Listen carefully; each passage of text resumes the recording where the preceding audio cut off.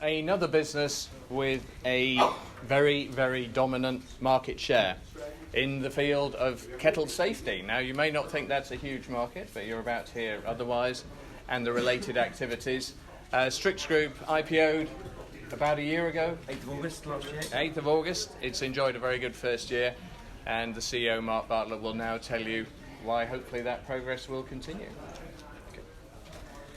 Good evening, everyone. So, over the next 20-25 minutes, I'm hoping to introduce you to what I think, and hopefully you'll think, is quite a fascinating world of kettles. I'm sure you didn't come here this evening thinking that's what you're going to talk about, but I'm afraid that's between now and you having the canapes and drinks a little bit later on, but I'll make it as interesting as I possibly can. So I'm going to start, first of all, by introducing myself.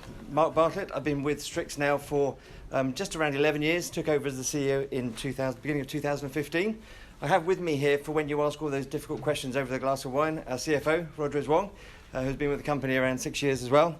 So hopefully we'll be able to answer any questions you have as we go through. Got quite a few slides here, so I'm going to skip through them relatively quickly. Obviously we'll answer any questions that you have as we go through. You'll notice this slide is quite hard to read. Not done on purpose, I'm afraid. It is on our website so you can see it. But really, just want to give you a bit of a history of Strix and just where we've gone on that journey.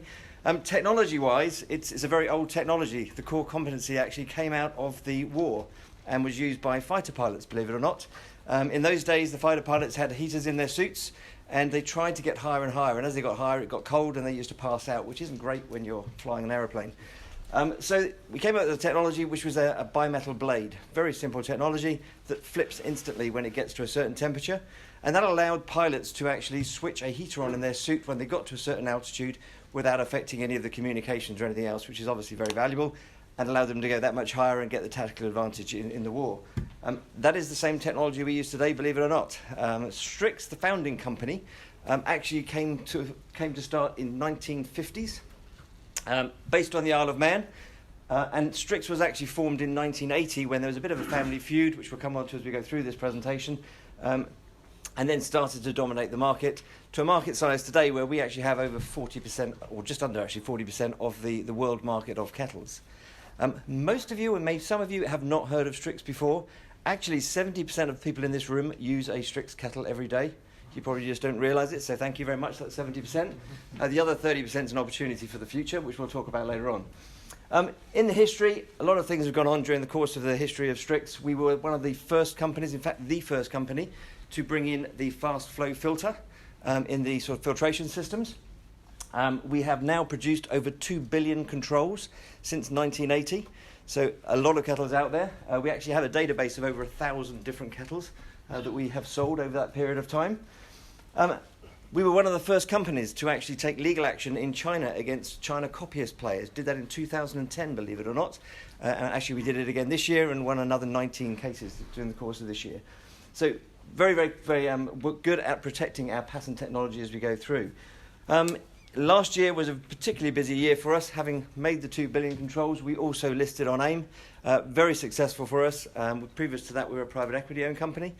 We had over a 300% subscription to the shares, so very, very positive. And since that time to today, we've actually grown by 65% on the share price. So it has been a really positive experience, and actually we're very much enjoying the change of environment as well. Just a couple of the highlights. And very hard to read from this angle, but I think I've learnt it by now. So in terms of the results, we actually put the results out about a week ago for the half year. Very solid set of results. Constant currency, the revenue growth was around 4%. And we had a EBITDA profit of around 4.3%. So good solid start to the year. We have, as a company, extremely strong cash flow. Always very nice when you're looking at the dividend policies. And actually this year, in the first half of the year, we had a 97% conversion ratio on cash to EBITDA. So managed to maintain that position very well. Actually, more than 60% of our customers actually pay cash in advance, which is very unique, but it does help preventing any bad debt in the market as well. In terms of some of the achievements, we brought out a new set of controls about a year ago called a U9 series at the bottom here. They've been very, very successful. That allows us to be competitive in just about all of the markets that we work. And will allow us to get some growth, as you'll see as we go through the slides here. We maintained our position in kettle controls with 38% global market share. We are the largest player in that market by quite a significant amount, 3 to 4 times bigger than our nearest competitor. And the overall market itself grew at 6%. If you go back in the history of kettles, typically it grows 6 or 7% CAGR year on year. Still plenty of growth to go. Today, only actually a third of households actually own an electric kettle. So still two-thirds of the world for us to conquer, and we are working very hard to achieve that. One market that will come out a couple of times here is the USA. Very rarely you can actually call the USA, I hope there's not too many Americans in the room today, an emerging market. But in kettle controls, actually it is an emerging market. It reached a tipping point about a year ago where we started to move from the early adopters of kettles to the mass market. And in the first half of the year, we saw a growth rate of over 20% in the US. But still only 15% of Americans actually have a kettle in their household. But it is changing very fast, which will be a positive trend for us as well. Also in the Aqua Optima side, we do a second part of our business is the filtration business. Similar to Brita, which is obviously a very well-known brand. We are the challenger brand in the UK. In the last 18 months, we've grown our UK share from 6% to 20%, taking a private label in the retail sector in most of the major retailers. So again, a very positive growth for us in the first half of the year.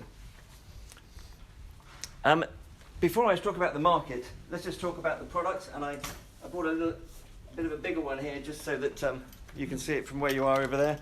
I mean, effectively what we make is a control like this for the kettles. You'll see this little bit in the bottom of your kettle, a little bit smaller than that obviously, and then this part sits in the kettle itself. Core technology is what we call the bimetallic blade, this little circular disc. A bit like a contact lens in shape. It's heated to a very specific form, and when it gets to a very specific temperature, it just flips. So this is effectively a mechanical switch. However, it is a mechanical switch that has over 1,000 critical dimensions that are measured as it goes through the production line, and each one of these is tested 100% electrically as it goes through the production line. If you switch your kettle on, you switch the thing on here, steam will come down the pipe of the back of the handle of the kettle, or sometimes a tube, and it will blow onto this blade, and at the appropriate temperature that will just switch it off. Second operation here is around the heating element. So inside the kettle you've got a heating element. When that goes wrong, maybe you don't put water in the kettle or something goes wrong with the element, one of these two will also switch off. But the technologies are quite complex. We have 2 factories. We have a factory on the Isle of Man, which is producing these blades and some of the sort of contacts inside. And then we have a factory over in China that does all of the assembly, pressings and stampings and so on, to make around 75 million of these every year. So high tech. In the Isle of Man, as an example, we produce over 470 million components a year, and that's done over 2 shifts with 34 people. So a highly automated production. And over the last 2 years, we've put a lot of automation in our factory in China. You used to have about 36 people on an operating line putting these things together. Today, you at most probably have 4. All the rest is done through robotics, and on some lines there's actually 0 people altogether. So a big change and shift in terms of the technologies being used. But very hard to make. You can imagine these, when they're the right size, only move a very small distance, and you have to be able to turn off this big mechanical switch with the force that produces. So it's actually quite hard to produce, and a very significant barrier to entry for the other players in the marketplace. So if you look at the sort of market and how it's sort of split up, kettle controls on the far left as you're looking at it over there, we have 38%. There is only one other genuine player in the control market, a company called Otter. They actually were one and the same company back in 1950. Family Feud split them up, and as you can see, Strix then dominated the market with 38%, Otter having now 7% of the market share. All of the other players are what we would call China copyist players. So they literally have taken, in most cases, a pretty accurate copy of those original controls and are trying to sell those into the other markets. Barriers to entries are very high, whether it be the relationships we built up over the years, whether it be the technologies.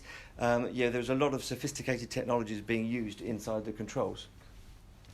So those kettle control providers then feed around 200 OEMs in China.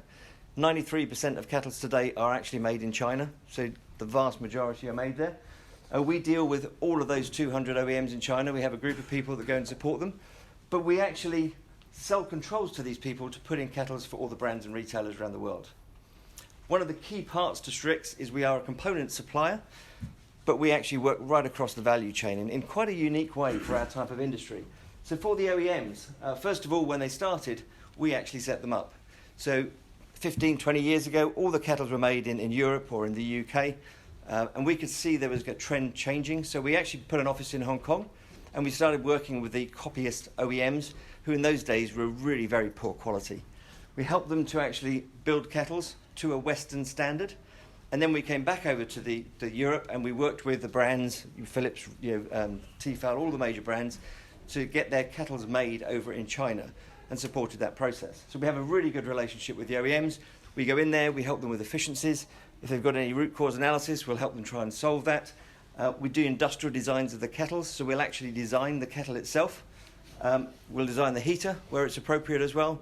So we provide a whole range of services. We even test every first off kettle with a Strix control to make sure it passes our standards. A bit like an MOT on your car, just to make sure that it's safe, giving the brands some sort of level of assurance that it is safe to use in the marketplace.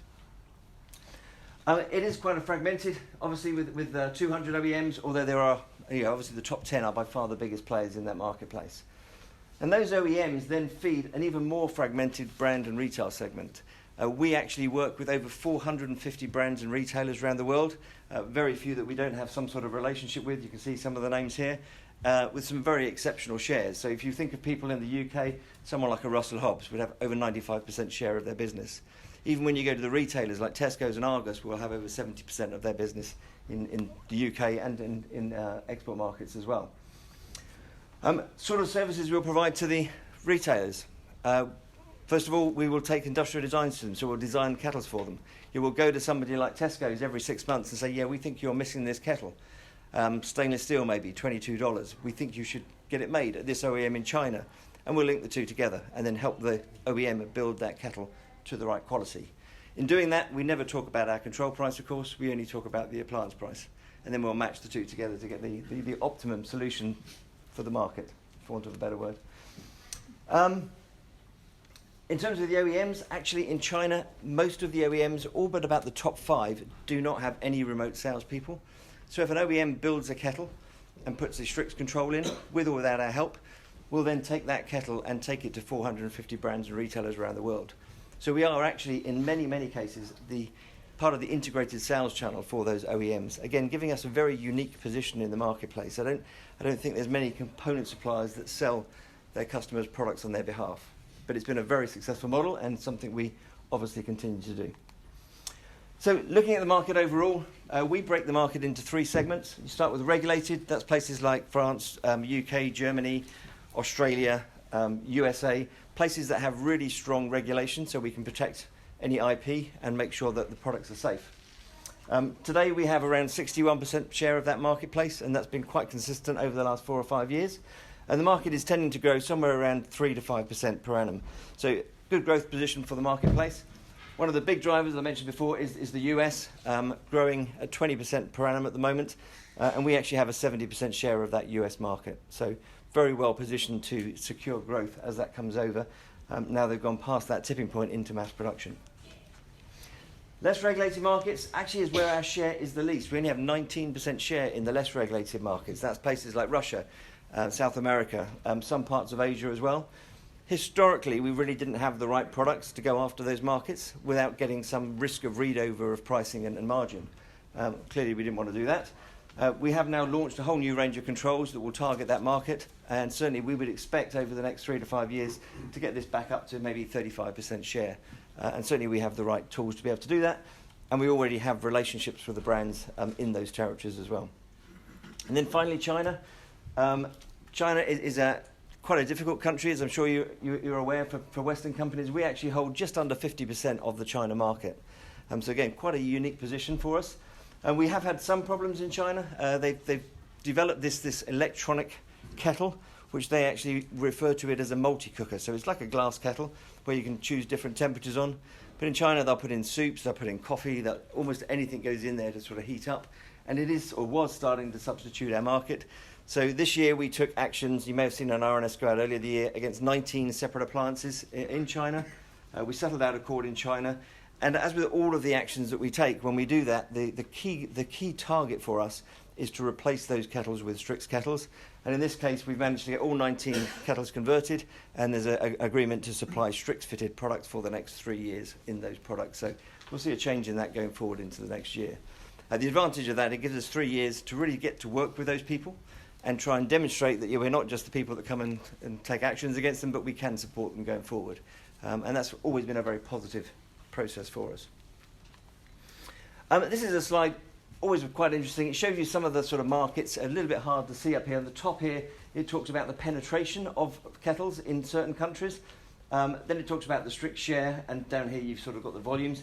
I've ringed a couple on here. So the US is obviously a big growth opportunity and regulated. 70% share for Strix. At the end of last year, only had 13% penetration. Today it's actually 15%, so it's moved on a little bit. Other big growth opportunities, China. Only around 45 million kettles sold. At the end of the year, at the end of last year, it was around a 40% penetration. So still 60% of the China market to go after.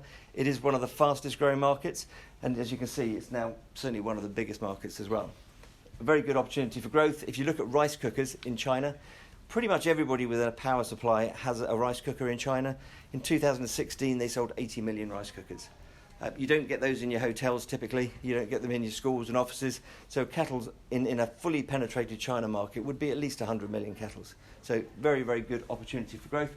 And with our 50% share, obviously we're very well positioned to take a significant chunk of that. Russia is another big opportunity for us. There we only had a 10% share. We now have the right products to address that, and we are getting some very good traction in gaining that. So we would expect to see that grow significantly. You will notice when you look at this closer, some countries like the UAE actually have 694% penetration. That's sort of not quite true. There's not 7 kettles in every household there, but what it is, it's a hub. So what actually happens, we can only track the kettles to the UAE, and then they sort of go through this grey market into other markets in the Middle East or in other parts of the world. So we just track them to the sort of where they actually arrive from China. Just a little touch on the financials. We sort of talked a little bit at the beginning there. So revenues actually 4% constant currency. We got an EBITDA of around 4.3%. Couple of points that if you go and look at all our data, the adjusted PBT was reported at down 1.9%. The reason for that is we only listed in August of last year, and the company before that was a very, very different structure under private equity. So there's no interest reported in the first half of the year, although we have done it this year. If you were to do a like-for-like comparison, that would be a 6.8% growth in PBT. So don't be put off by the PBT. And also in terms of the cash, the Aqua Optima has grown very fast. In kettles, we get everything pretty much cash in advance or letter of credit at site. With the Aqua Optima business, it's more business to retail, so you do get a little bit change in working capital. So there is a slight change in our DSO terms, for instance, when you sort of get the blended business together. And net debt. We had when we came to list in August last year, we had a ratio of 1.7 times to EBITDA. We've paid down 8 million in the first half of this year. Very, very cash generative. So we're down to 1.1 times EBITDA in our current position. As a private equity company, when I joined, we had 7 times EBITDA. So it's a very nice position to be in at just 1 times EBITDA, and we're very comfortable with that. On a dividend point of view, we have actually declared our dividend in the last notice to clarify it. So in 2018, the dividend will be 7 pence, based on the list price of £1, so 7%. 2019, we're committed already to a 7.7 pence, so a 10% increase for 2019. And immediately after 2019, going forward, it will be linked to the progressive dividend linked to the underlying earnings. And certainly, as far as we can see at the moment, we've got about 2 times cash cover on that. So very well protected in terms of the dividend payout. So I've talked a lot about kettles and where we are. I'm just going to touch on some of the things that are going on, because kettles can be quite boring, apart from the fact you've still got 60% of the world to go after. So a few things that we're doing in terms of the future of the company and how things are changing. First one here is the controls. We've brought out a new range of controls. And we've actually produced this year 1.1 million of those already, with 70 specifications secured with primarily brands in new areas. We are bringing out a new electronic control to go and fight the problems we've got in China, as well as the legal actions that we continue to take. And we're also going to bring out a new brand called V&Q, which will allow us to go into the unregulated sector, using some quite different technology to drive the cost down even further and really continue to raise the bar for the copyist players. So all the time we're making these sort of leaps in technology, it really is making it harder for them to keep up with us, and we will obviously continue to do that. So a very full set of products for the kettle part of the business, so we're very confident in terms of the future of that part of the business.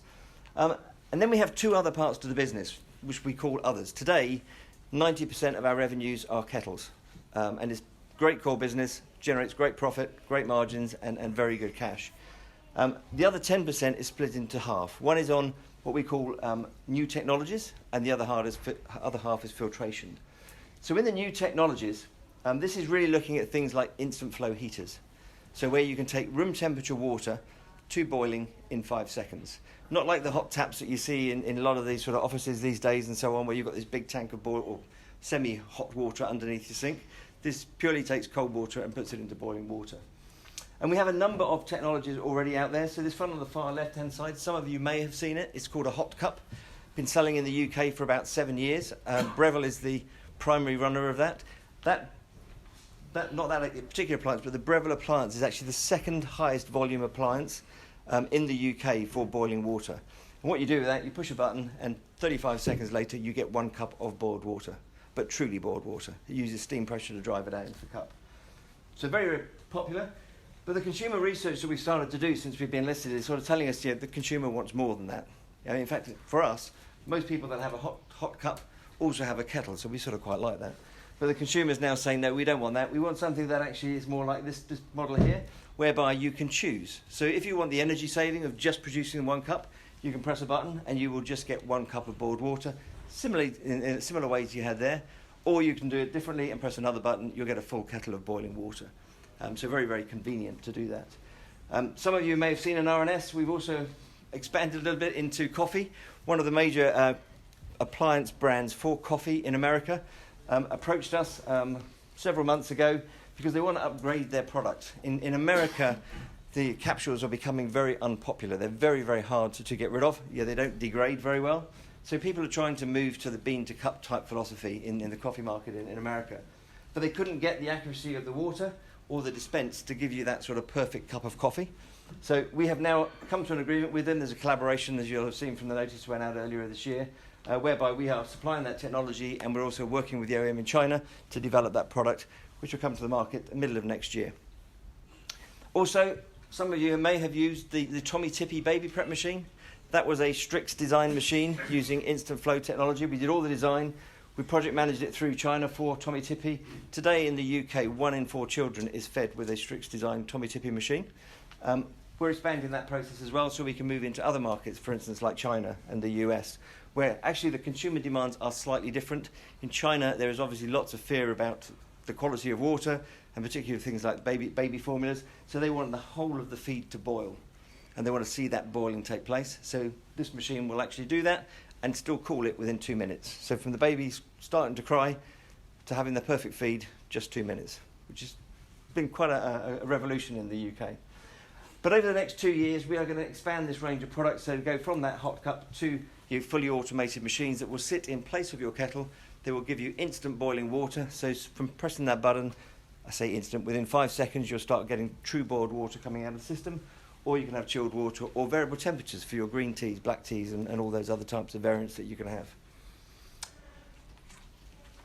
Moving on to the Aqua Optima side of the business. Very strong growth over the first half of the year, really getting good traction in the private label part of the business. We have now got 20% of share of the UK. Certainly we're looking to expand that going forward.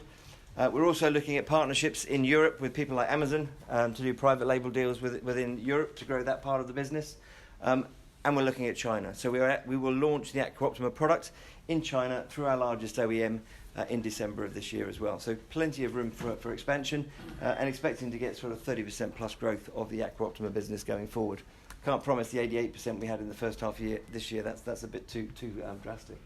Also, we're going to bring out a recycling initiative end of this year, beginning of next year, so consumers using those filters can post those back to a professional recycling company to make sure all of the plastic materials are recycled correctly. And we'll also be bringing out a chiller in Q1. so that you can actually have just chilled water as well, but just chilling just 1 cup of water at a time. So again, very energy efficient. So I think a very fast run through. Apologies for the speed that I went through. So it gives you a quick view of the business. In terms of our outlook, we are very happy with the first half year. Certainly very happy with the listing that we had. We have a tremendous register of investors, certainly most of them being long-term investors. And we are certainly, based on the trading we have today, very confident of our full year expectations that are out of the market today. So with that, I will open up to any questions.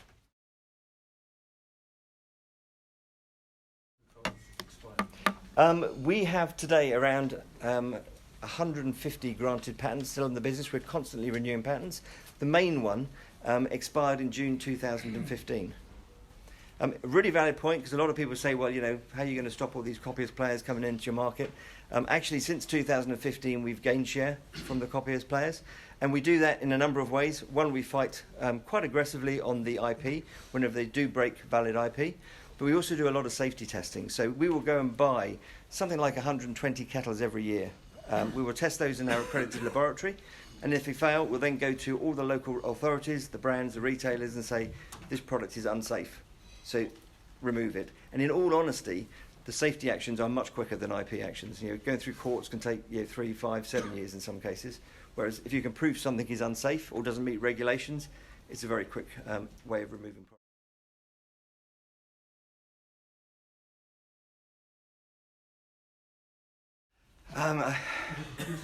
It's a really good point. I mean, if you look at both the Trump tariffs and you look at Brexit, our trading is between Isle of Man and China, and the OEMs then sell the product from China to those various countries. So there's no direct impact really for us. We don't really sell much in euros at all, a little bit of the Aqua Optima perhaps, but no kettles. And we don't sell anything directly into America.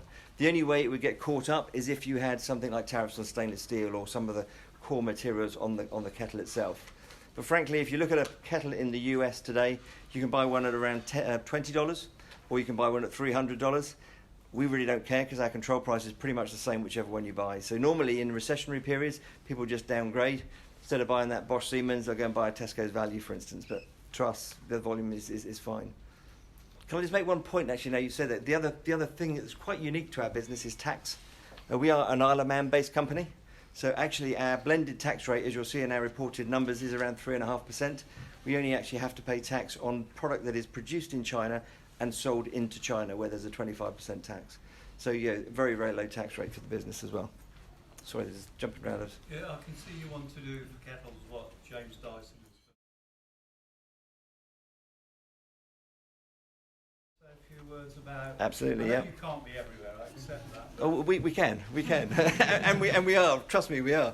So Spain and Portugal, they're actually quite. They're still quite heavy coffee drinkers.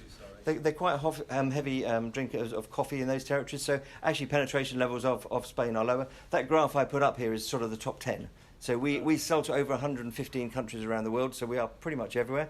India is a really interesting one. So India primarily drink what they call masala tea, and it's a milk-based tea rather than a water-based tea. So their rate of penetration, I forget the number off the top of my head, it's about 6 or 7% only. And it's not until you get to about 12% or 14% of a market, you suddenly get this exponential growth like you've got in the US. So India's still a little way off getting to that exponential growth, but it will get there eventually with the younger generation wanting that convenience. Does that answer your question? Yeah, and Japan? Japan, we do sell in Japan, primarily through Tefal. They're a very big brand over in Japan. Japan tend to use a lot of the air pots, or it's changing. So actually the market's not really growing in Japan. What is happening is kettles are replacing the air pots. But again, it just doesn't feature in the top sort of 7 or 8 accounts. But it is a territory we still sell into.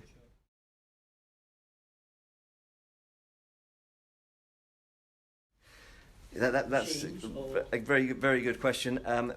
What's unique about Aqua Optima is we have a very unique patented, as you'd expect from Strix, fitment for the filter. So in ours, it's like a bayonet fit, a bit like the old-fashioned light bulbs. You sort of screw it into the device. So no other filter will or can fit into an Aqua Optima fridge jug. The Aqua Optima, however, can fit in every other fridge jug in the marketplace. It will drop in as well. So yes, we take advantage of that huge sort of market space where we can actually sell replacement markets, and that's obviously helped us get to the private label. So your filter will fit the two types of Brita? Yes. Or you're going to make a separate filter for each type of Brita? We do have a number of filters. So you've got like the long universal filter, and you have the Evolve, which is more like their Maxtra.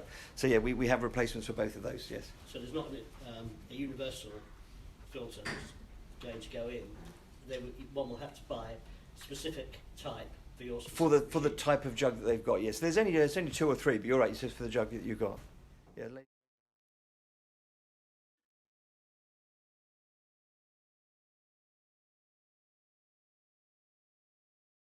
So yeah, a good question. So yeah, today 90%, and certainly in our private equity life, that was always our focus because it's a huge cash generation, and kettles will always be our primary focus for generating that base business.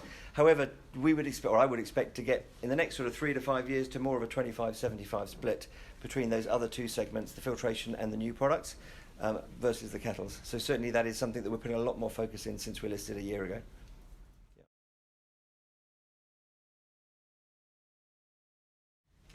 We actually would encourage people to replace the kettle with one of our water dispensers for sure. The technology we use in the water dispensers is a very well patented technology. As in the Tommy Tipping machine, we've got another 14 years left of that patent to go. And it's quite unique insofar as it allows you to get true boiled water out of that system. Most of the heating systems you get will get close to hot, but they're not really boiling, and you can really taste the difference when you actually try and get water from one of those devices. In terms of the magnitude of profitability, they're very, very high margins, 70% plus in the products that are sold today. So we would very much encourage people going from that basic kettle to a water dispenser, and that's something we will drive aggressively. Do they have to be plumbed in? No. And that's one of the big advantages. So, no, we could go into that plumbed-in market, and it's a market we're watching very carefully, but we think there's a much bigger space in the mass market between the kettle and these plumbed-in systems, which are very expensive and actually quite costly to.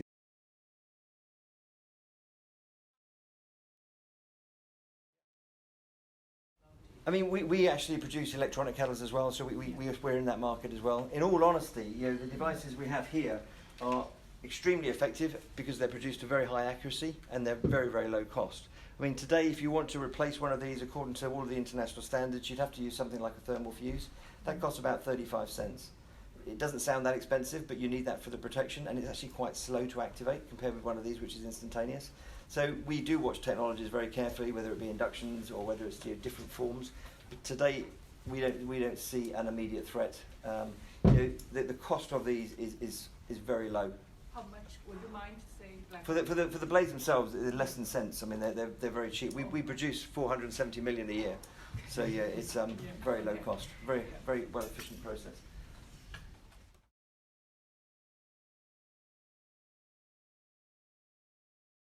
Good question, and it's this question. We've just been doing a sort of week of road shows, and most of the investors in London have one of those taps in their offices somewhere. And there's a couple of things I'd say about it. First of all, we see it as quite a positive for us. So we have technology that if we choose to, we can move into that market. And the technology we have would not require that big tank of water you have under the sink typically, sort of holding water at sort of 70, 80 degrees to make sure you can get that instant flow. The feedback we're getting at the moment from consumers that are using those is actually not great. They do break down quite a lot. They're very expensive to install. They're quite dangerous. They splash all over the place unless you've got that cup right up against the tap. And also they use compressed air in many cases to drive that flow rate. So the taste of the water is actually quite different. So they've still got a long way to go. The nice part from our point of view is that they've raised awareness to people that they want convenience. They want to have that push a button, get instant water. And these devices we talked about, we believe will be the mass market of that type of system. If the market in the hot taps, as we call them, was to grow, certainly we have technology that can go into that market. But for us, it's a very different route to market today. It's new builds, as you say, when you get a new kitchen maybe. But 90% of the hot taps, give you some numbers for your pub quizzes later on. In 2016, there was 90,000 hot taps sold in the UK versus just over 10 million kettles. Of those 90,000, 90% were sold into offices. So is there any way to adapt your switching technology to actually apply them efficiently to those taps maybe in the future? Yes, there is. And we actually sell part of our switches to one of the companies called Incinerator, so we know the volumes very well. So we do the steam switch so that it switches it off at the right time, which is obviously quite important. Do So you have a patent on it already? that's an expired patent, but it's still a very good sale for us. But the technology we have is not so much the switches, although we will still use safety switches. We also have the instant flow heater assemblies that we have patented the designs on, which could fit into that application. So yeah, we certainly have technology that could move us if we wanted to go down that path.